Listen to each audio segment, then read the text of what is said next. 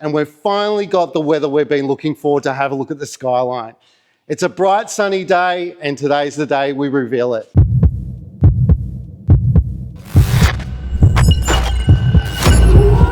So I can finally give you the reveal of the Skyline all painted and done, when it's not all together, nothing's been gapped properly, because that's not my job. This was just a paint and handover, but it's all looking really nice. So I'll take you out there now and we can show you in the sunlight what that color actually looks like. On camera, it doesn't come across as real as what it does in direct viewing. But yeah, I'll take you over and have a look. But before that, I'll give you a sneak peek as to what's coming up in the future episodes.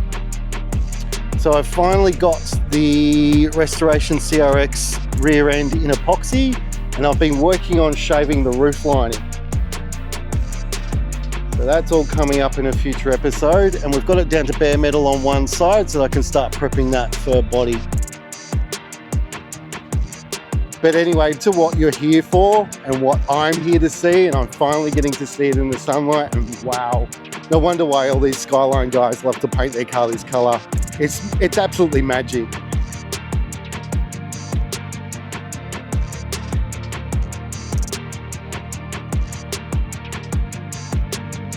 So yeah, as I said, nothing is being gapped, but wow, does this baby pop.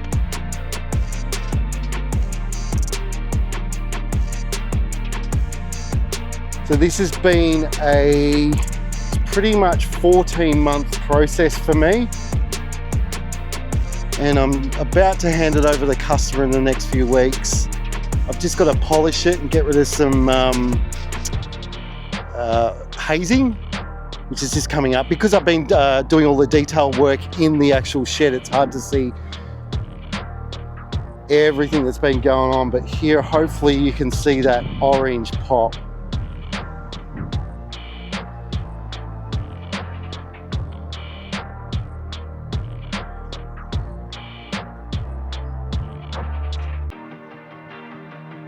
Like in my time, this would have to be one of the hardest paint jobs I've ever done, especially getting it matching from panel to panel. And then all the issues that I've had along the way with the amount of paint that was actually on the car, causing a lot of issues, frying. I had to respray the body twice because I had dents that just appeared from nowhere. I don't know, something might have knocked on into it in the factory, but stuff like that happens. I'm running out of space, which is why I really need to get this car out of there.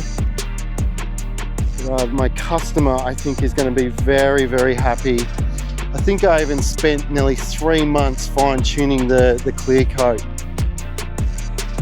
And 3 months, I'm saying, like, I'm working on it Saturday, Sunday, mostly Saturdays as much as I can, because this is the only time I get to be at the factory.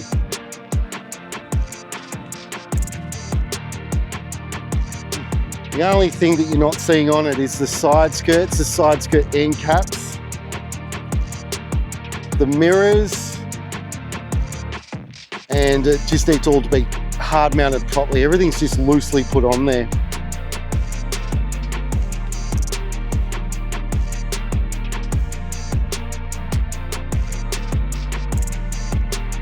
And I've still got a lot of protective paint on there, protective tape on there just to protect it, because I don't have the latches or anything for the bonnet or the boot, and the rubbers to lift it up to stop it from going and interfering with the body. I don't want to scratch it. And I've still got all that tape all under all of the bolts. Maybe you can see them just in through there to protect it and stop it from stripping through the paint.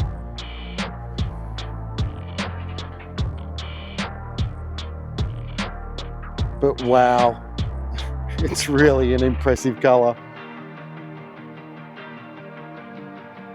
The funny thing is that the color actually gives off different variants of that orange to the purple to the blue, depending on whether it's shaded light or bright light.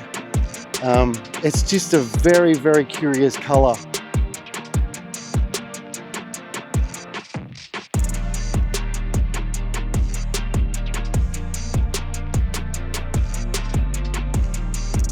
I don't know how many times I'm going to keep walking around this car. It's just beautiful. All this hard work has paid off.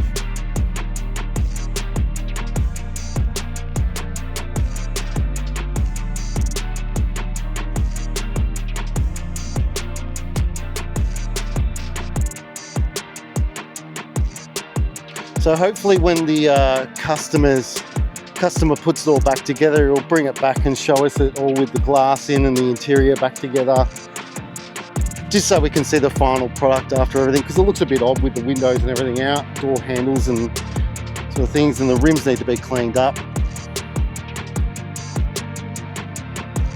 Okay, so hopefully we can get the customer to pick this up in a few weeks, so I've got more factory space left. And we can get on to moving into the into the time attack vehicle, and then moving also on to finish off that restoration.